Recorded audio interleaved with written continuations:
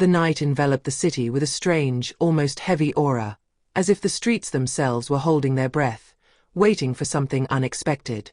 The neon lights, flashing and garish, pierced the darkness, their coldly artificial light illuminating the damp cobblestones.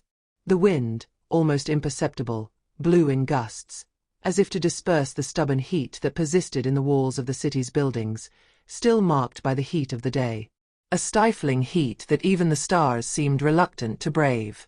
The sounds of the city, engines roaring, sirens wailing, distant voices, blended into a tumult that almost became the echo of a sick society, an omnipresent background noise, like a promise that nothing would ever change. However, on this evening, a new resonance would be added to this noise, a very particular sound that would mark the city, the lives of those who live there, and redefine the trajectory of a man. Tony hadn't planned any of this. At 26, he was just another young black man, navigating society's crushing expectations and his fragile dreams. His passion for mechanics was born in a tiny garage, where he spent hours repairing engines and assembling parts with worn tools. His motorcycle, an old bike that he had patiently restored over the months, was not simply a means of transportation. It was his mirror, the reflection of his hard work, of his dedication. A link with his past, with his father, this silent hero whom he had lost too soon. The motorcycle represented his father, but also his freedom, his escape from a daily life where he felt constantly watched, judged, invisible. As Tony drove through the streets, his motorcycle's headlights illuminating the deserted asphalt, he had no idea that this night would be different. The city was silent, almost dead, and only the glow of its headlights echoed in this immensity of concrete. The purr of its engines seemed almost soothing, a soft whisper in the darkness. That evening, he drove without really thinking about it, like a young man who simply wants to find the tranquility of a home at home, where he could escape the murmurs of the city and those who judge him. But the tranquility of his journey came to an abrupt end. In the shadows, the police flashing lights glowed an intense blue, like an invisible threat slipping through the dark alleys. Officer Leroux and Officer Dumas were on patrol, a routine surveillance in the so-called hot areas of the city. To them, Tony was just another young black man on a motorcycle, a simple suspect. Their gaze rested on him without real thought. They didn't know him, but in their minds he embodied everything they hated and feared. A single black man on a motorcycle was enough for them to make their decisions. Their discussions were raw, straightforward. Another one who thinks he can do whatever he wants, Agent Leroux murmured, his voice sharp, tinged with contempt. This guy, we need to show him who's really in charge. He thinks we can't see him, huh?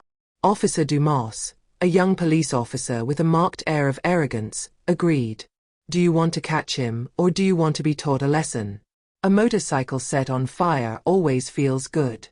It calms them all down. Fire, the idea of burning, of destroying, became an easy solution to their boredom. No thought about consequences, just a violent, hateful impulse that seemed to echo their distorted perception of the world. Tony didn't immediately understand what was happening. He stopped at the red light, waiting for his turn like any other driver. The engine of his motorcycle purred peacefully. He had not noticed that the two police officers were getting closer. He was used to surveillance, but he never imagined that evening things would turn out this way. Suddenly, sirens sounded, breaking the silence. Officer Leroux, in a sudden burst of authority, rushed towards him, ordering, "Get off that motorcycle. Now." The voice was harsh, without appeal, an order he would not have dared to challenge. Tony lowered his hands from his handlebars, and without rebelling, parked to the side. He had nothing to reproach himself for, but he knew that in this neighborhood, in this city, the police rules were a reality to which he had to submit, no matter how fair the situation. "I didn't do anything, sir. I'm just on my way home," Tony said, trying to keep calm, but the thrill of adrenaline was already seeping under his skin. But the police did not listen to him. Dumas, excited by the situation, already walked towards the motorcycle, his eyes shining with mischief. "You're just a little thug, on a fancy motorcycle. This kind of thing is not found here. We're going to show you what it means to believe yourself superior to the law." And there, in an act of pure brutality, they overturned his motorcycle, throwing it to the ground like a simple toy. They began pouring gasoline on the engine, the smell of fuel wafting through the air.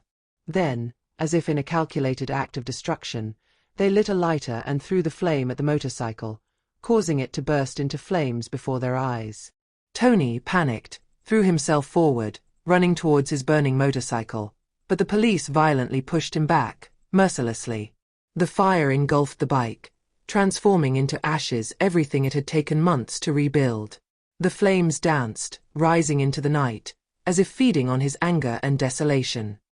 He could feel the intense heat on his face, as a sign of the rage and injustice that had just been imposed on him. "What did you do?" Tony shouted, his voice breaking with anger, but also with the pain of loss. He felt helpless, but at the same time, a strength rose within him, a feeling he had never felt before. It was rage, but also an awareness. He was not just a black man who was trampled on with impunity. He was more than that. Much more. There, amid the ashes and debris of his dream, Tony made the decision not to let this injustice go unanswered. He didn't have the words yet, but he knew one thing. He would fight, for himself, for his father, for all those who, like him, were constantly treated as invisible.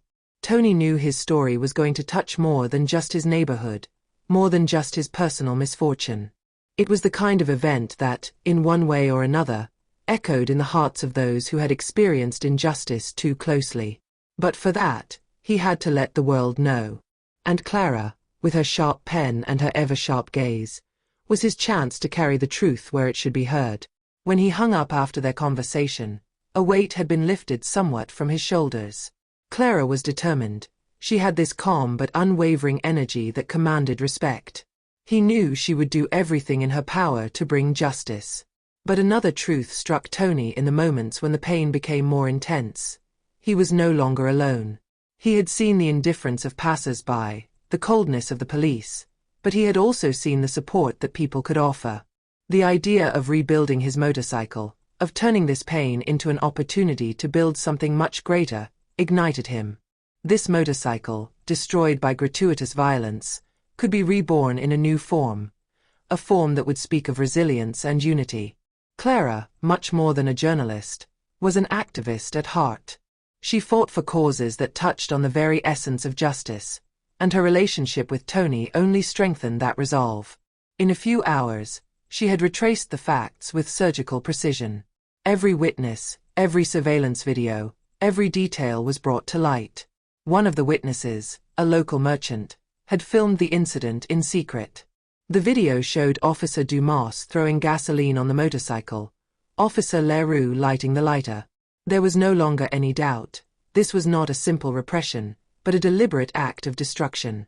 Clara knew that for the story to gain momentum, she had to hit hard. The next day, his article was online. She meticulously assembled the facts, including vivid images of the burning motorcycle, screenshots from the videos and harrowing testimonies from local witnesses.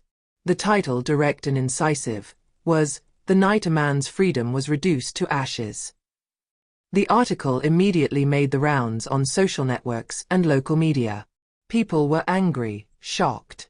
What appeared to be a simple act of police brutality quickly turned into a glaring example of the systemic injustice and racism plaguing the city. But Clara didn't stop there. She knew that popular outrage would not be enough. For this affair to have a real impact, it also had to provoke a reaction from those who held economic power, those who could change things. This is where investors came in. Touched by Tony's story and motivated by the spirit of change he embodied, they offered to help him rebuild his motorcycle. But that wasn't all. They wanted to help him open a community garage, a space where young people from the neighborhood could learn a trade and, above all, be away from the temptations of the street. Tony, initially stunned by the offer, began to see this opportunity as a turning point, a way to give strength to his community, to turn his experience of victim into a lever for change. The demonstrations that erupted across the city were powerful, but they were not simply a protest against police brutality. It was a silent revolution that shook the very foundations of society. People from all walks of life came together to demand justice, to demand a system that would no longer simply destroy lives. Tony was nothing more than a symbol. He was a catalyst for a broader movement, that of equality and dignity for all. Then, the day of the police summons arrived. Tony stood there in the courtroom with Clara at his side. The police officers Leroux and Dumas, arrogant and sure of their impunity, stood in front of the court. They had no idea of the media tsunami they had unleashed. They thought it would be just another case, an incident that could be swept under the rug. But that wasn't the case this time. Tony, instead of focusing on their sentencing, decided to address the court with a calm but firm voice. He spoke about dignity, respect, and the importance of community. He explained how this incident was not just an assault on him, but an assault on everyone who lived in the shadows of the system. The room was silent, the weight of his words echoing in the air. When the verdict came, it was not the simple condemnation of the police that captured attention, but the way in which Tony, a broken but not defeated man, had transformed an experience of violence into a call for reconciliation. His motorcycle was no longer there, but the spirit of what he represented was indestructible.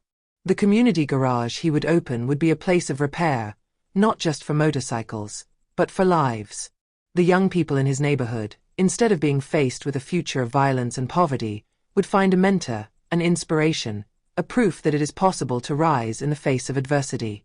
Tony was no longer a simple witness. He had become an agent of change. He hadn't just rebuilt his motorcycle, he had rebuilt a dream. That of a fairer city, of a community ready to fight for its future.